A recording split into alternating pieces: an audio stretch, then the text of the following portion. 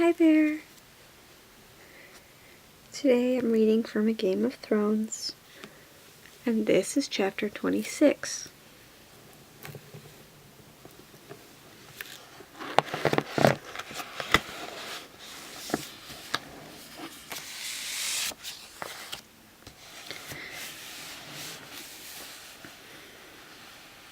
Eddard. Lord Aaron's death was a great sadness for all of us, my lord, Grand Maester Pycelle said. I would be more than happy to tell you what I can of the manner of his passing. Do be seated. Would you care for refreshments? Some dates, perhaps? I have some very fine persimmons as well. Wine no longer agrees with my digestion, I fear, but I can offer you a cup of iced milk sweetened with honey. I find it most refreshing in this heat. There was no denying the heat.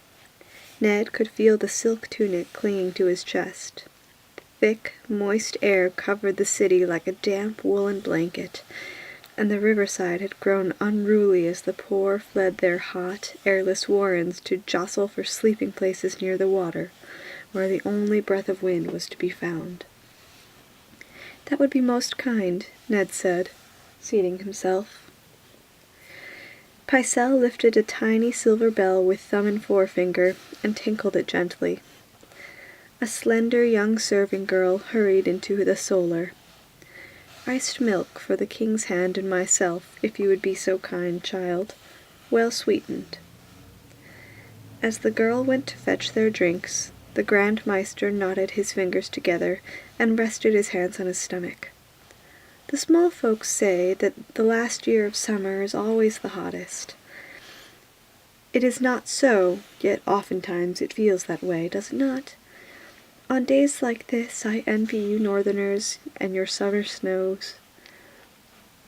The heavy jeweled chain around the old man's neck chinked softly as he shifted in his seat. To be sure, King Mykar's summer was hotter than this one, and near as long. There were fools even in the citadel who took that to mean that the great summer had come at last, the summer that never ends. But in the 7th year it broke suddenly, and we had a short autumn and a terrible long winter. Still, the heat was fierce while it lasted. Old Town steamed and sweltered by day, and came alive only by night. We would walk in the gardens by the river and argue about the gods. I remember the smells of those nights, my lord. Perfume and sweat, melons ripe to bursting, peaches and pomegranates, nightshade and moonbloom. I was a young man then, still forging my chain. The heat did not exhaust me as it does now. Pycelle's eyes were so heavily lidded that he looked half asleep. My pardons, Lord Eddard. You did not come to hear foolish meanderings of a summer forgotten before your father was born. Forgive an old man his wanderings, if you would. Minds are like swords, I do fear. The old ones go to rust. Ah, and here is our milk. The serving girl placed the tray between them, and Pycelle gave her a smile. Sweet child. He lifted a cup, tasted, nodded. Thank you. You may go. When the girl had taken her leave, Pycelle peered at Ned through pale, rheumy eyes. Now, where were we? Oh, yes, you asked about Lord Aaron. I did. Ned sipped politely at the iced milk. It was pleasantly cold, but oversweet to his taste. If truth be told, the hand had not seemed quite right himself for some time, Pycelle said. We had sat together on council many a year, he and I, and the signs were there to be read, but I put them down to the great burdens he had borne so faithfully for so long. Those broad shoulders were weighed down by all the cares of the realm and more besides. His son was ever sickly, and his lady wife so anxious that she would scarcely let the boy out of her sight. It was enough to weary even a strong man, and the Lord John was not young. Small wonder he seemed melancholy and tired, or so I thought at the time. Yet now I am less certain. He gave a ponderous shake of his head. What can you tell me of his final illness?" The Grand Maester spread his hands in a gesture of helpless sorrow. "He came to me one day asking after a certain book, as hale and healthy as ever, though it did seem to me that something was troubling him deeply. The next morning he was twisted over in pain, too sick to rise from bed. Meister Coleman thought it was a chill on the stomach.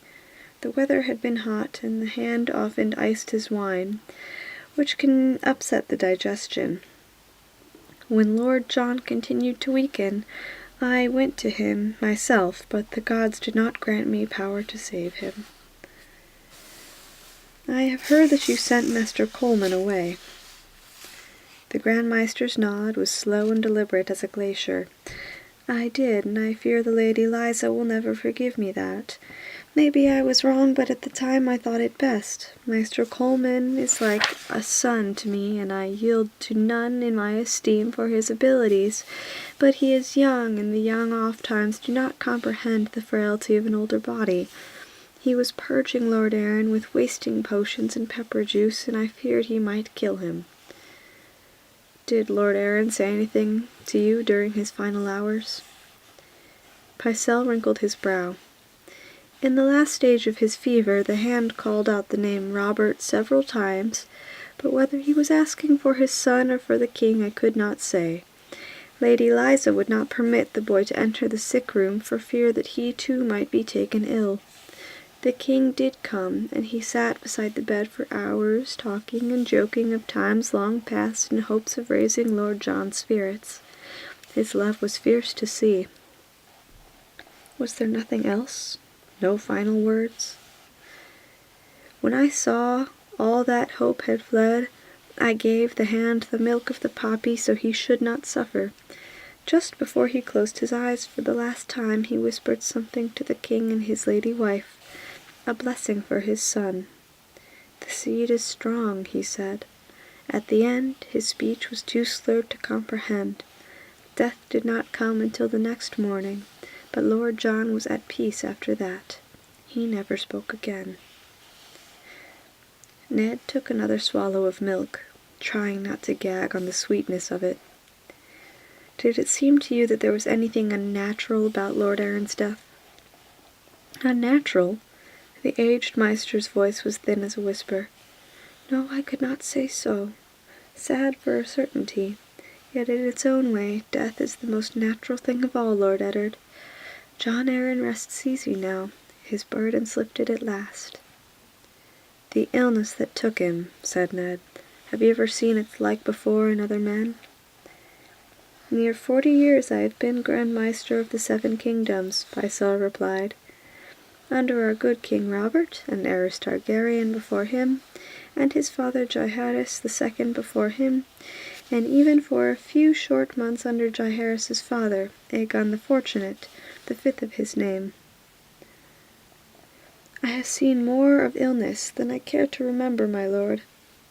I will tell you this. Every case is different, and every case is alike. Lord John's death was no stranger than any other."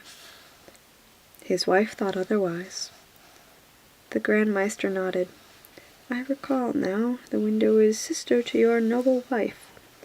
If an old man may be forgiven his blunt speech, let me say that grief can derange even the strongest and most disciplined of minds, and the Lady Liza was never that. Since her last stillbirth, she has seen enemies in every shadow, and the death of her lord husband left her shattered and lost." "So are you quite certain that John Arran died of a sudden illness?" "I am," Pycelle replied gravely. "If not illness, my good lord, what else could it be?" "Poison," Ned suggested quietly. Pycelle's sleepy eyes flickered open. The aged master shifted uncomfortably in his seat. "A disturbing thought. We are not the free cities where such things are common. Grand Maester Althamir wrote that all men carry murder in their hearts, yet even so the poisoner is beneath contempt." He fell silent for a moment, his eyes lost in thought. "What you suggest is possible, my lord, yet I do not think it likely. Every hedge-meister knows the common poisons, and Lord Erin displayed none of the signs. And the hand was loved by all. What sort of monster in man's flesh would dare to murder such a noble lord? I have heard it said that poison is a woman's weapon. Pycelle stroked his beard thoughtfully. It is said, women, cravens, and eunuchs. He cleared his throat and spat a thick glob of phlegm into the rushes. Above him, a raven cawed loudly in the rookery. The Lord Varys was born a slave and least, did you know? Put not your trust in spiders, my lord. That was scarcely anything Ned needed to be told. There was something about Varys that made his flesh crawl. I will remember that, Maester, and I thank you for your help. I have taken enough of your time, he said. Grand Maester Pycelle pushed up from his chair slowly, and escorted Ned to the door. I hope I have helped in some small way to put your mind at ease. If there is any other service I might perform, you need only ask. One thing, Ned told him. I should be curious to examine the book that you lent John the day before he fell ill. I fear you would find it of little interest, Pycelle said. It was a great ponderous tome by Grand Maester Malian on the lineages of the great houses. Still, I should like to see it. The old man opened the door. As you wish. I have it here somewhere. Once I find it, I shall have it sent to your chambers straight away. You have been most courteous, Ned told him. Then, almost as an afterthought, he said, One last question, if you would be so kind. You mentioned that the king was at Lord Erin's bedside when he died. I wonder, was the queen with him? Why, no, Pycelle said. She and the children were making the journey to Casterly Rock, in company with her father. Lord Tywin had brought a retinue to the city for the tourney on Prince Joffrey's name day, no doubt hoping to see his son Jaime win the champion's crown. In that he was sadly disappointed. It fell to me to send the Queen's word of Lord Erin's sudden death. Never have I sent off a bird with a heavier heart. Dark wings, dark words, Ned murmured. It was a proverb old Nan had taught him as a boy. So the fishwives say, Grand Maester Pycelle agreed. But we know it is not always so. When Maester Ludwin's bird brought the word about your Bran, the message lifted every true heart in the castle, did it not? As you say, Maester. The gods are merciful. Pycelle bowed his head. Come to me as often as you like, Lord Eddard. I am here to serve. Yes, thought Ned as the door swung shut. But whom? On the way back to his chambers, he came upon his daughter Arya on the winding steps of the Tower of the Hand, windmilling her arms as she struggled to balance on one leg. The rough stone had scuffed her bare feet. Ned stopped and looked at her. Arya, what are you doing? Syrio says a water dancer can stand on one toe for hours. Her hands flailed at the air to steady herself. Ned had to smile. Which toe? He teased. Any toe, Arya said, exasperated with the question. She hopped from her right leg to her left, swaying dangerously before she regained her balance. Must you do your standing here? He asked. It's a long, hard fall down these steps. Syrio says a water dancer never falls. She lowered her leg to stand on 2 feet. Father, will Bran come and live with us now? Not for a long time, sweet one, he told her. He needs to win his strength back. Arya bit her lip. What will Bran do when he's of age? Ned knelt beside her. He has years to find that answer, Arya. For now it is enough to know that he will live. The night the bird had come from Winterfell, Eddard Stark had taken the girls to the Castle Godswood, an acre of elm and alder and black cottonwood, overlooking the river. The heart tree was a great oak, its ancient limbs overgrown with smokeberry vines. They knelt before it to offer their thanksgiving, as if it had been a wirewood. Sansa drifted to sleep as the moon rose. Arya several hours later, curling up in the grass under Ned's cloak. All through the dark hours he kept his vigil alone. When dawn broke over the city, the dark red blooms of dragon's breath surrounded the girls where they lay. "I dreamed of Bran," Sansa had whispered to him. "I saw him smiling." "He was going to be a knight," Arya was saying now. "A knight of the King's Guard. Can he still be a knight?" "No," Ned said. He saw no use in lying to her. Yet some day he may be the lord of a great holdfast, and sit on the king's council. He might raise castles like Brandon the Builder, or sail a ship across the sunset sea, or enter your mother's faith and become a high septon. But he will never run beside his wolf again, he thought with a sadness too deep for words, or lie with a woman, or hold his own son in his arms. Arya cocked her head to one side. "Can I be a king's counselor and build castles and become the high septon?" "You," Ned said, kissing her lightly on the brow, "will marry a king and rule his castle, and your sons will be knights and princes and lords, and yes, perhaps even a high septon." Arya screwed up her face. "No," she said. "That's Sansa." She folded up her right leg and resumed her balancing. Ned sighed and left her there. Inside his chambers, he stripped off the sweat-stained silks and sluiced cold water over his head from the basin beside the bed. Alan entered as he was drying his face. "My lord," he said, "Lord Baelish is without and begs audience." "Escort him to my solar," Ned said, reaching for a fresh tunic. "The lightest linen he could find. I'll see him at once." Littlefinger was perched on the window-seat when Ned entered, watching the knights of the King's Guard practice at swords in the yard below. "If only old Selmy's mind were as nimble as his blade," he said wistfully, "our council meetings would be a good deal livelier." "Sir Barristan is as valiant and honourable as any man in King's Landing."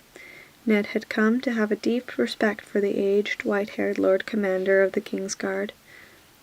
"And as tiresome," Littlefinger added, "though I dare say he should do well in the tourney. Last year he unhorsed the Hound, and it was only 4 years ago that he was champion." The question of who might win the tourney interested Eddard Stark not in the least. "Is there a reason for this visit, Lord Peter, or are you simply to enjoy the view from my window?" Littlefinger smiled. "I promised Cat I would help you in your inquiries, and so I have." That took Ned aback. Promise or no promise, he could not find it in him to trust Lord Peter Baelish, who struck him as too clever by half. "You have something for me." "Someone," Littlefinger corrected. "Four someones, if truth be told." "Had you thought to question the Hand's servants?" Ned frowned. "Would that I could. Lady Arryn took her household back to the Eyrie." Liza had done him no favour in that regard. All those who had stood closest to her husband had gone with her when she fled. John's Meister, his steward, the captain of his guard, his knights, and his retainers. "Most of her household," Littlefinger said. "Not all. A few remain. A pregnant kitchen girl hastily wed to one of Lord Renly's grooms, a stable hand who joined the city watch, a pot-boy discharged from service for theft, and Lord Arryn's squire." His squire? Ned was pleasantly surprised. A man's squire often knew a great deal of his comings and goings. "Sir Hugh of the Vale," Littlefinger named him. "The knight knighted the boy after Lord Arryn's death." "I shall send for him," Ned said. and the others. Littlefinger winced. My lord, step over here to the window if you would be so kind. Why? Come and I'll show you, my lord. Frowning, Ned crossed to the window. Peter Baelish made a casual gesture. There, across the yard at the door of the armory, do you see the boy squatting by the steps honing a sword with an oilstone? What of him? He reports to Varys. The spider has taken a great interest in you and all your doings. He shifted in the window seat. Now glance at the wall. Farther west, above the stables. The guardsman leaning on the ramparts. Ned saw the man. Another one of the eunuch's whisperers? No, this one belongs to the queen. Notice that he enjoys a fine view of the door to this tower, the better to note who calls on you. There are others, many unknown even to me. The Red Keep is full of eyes. Why do you think I hid Cat in a brothel? Eddard Stark had no taste for these intrigues. 7 hells, he swore. It did seem as though the man on the walls was watching him. Suddenly uncomfortable, Ned moved away from the window. Is everyone someone's informer in this cursed city? Scarcely, said Littlefinger. He counted on the fingers on his own hand. Why, there's me, you, the king. Although, come to think of it, the king tells the queen too much, and I'm less than certain about you. He stood up. Is there a man in your service that you trust utterly and completely? Yes, said Ned. In that case, I have a delightful place in Valyria that I would dearly love to sell you, Littlefinger said with a mocking smile. The wiser answer was no, my lord. But be that as it may, send this paragon of yours to Sir Hugh and the others.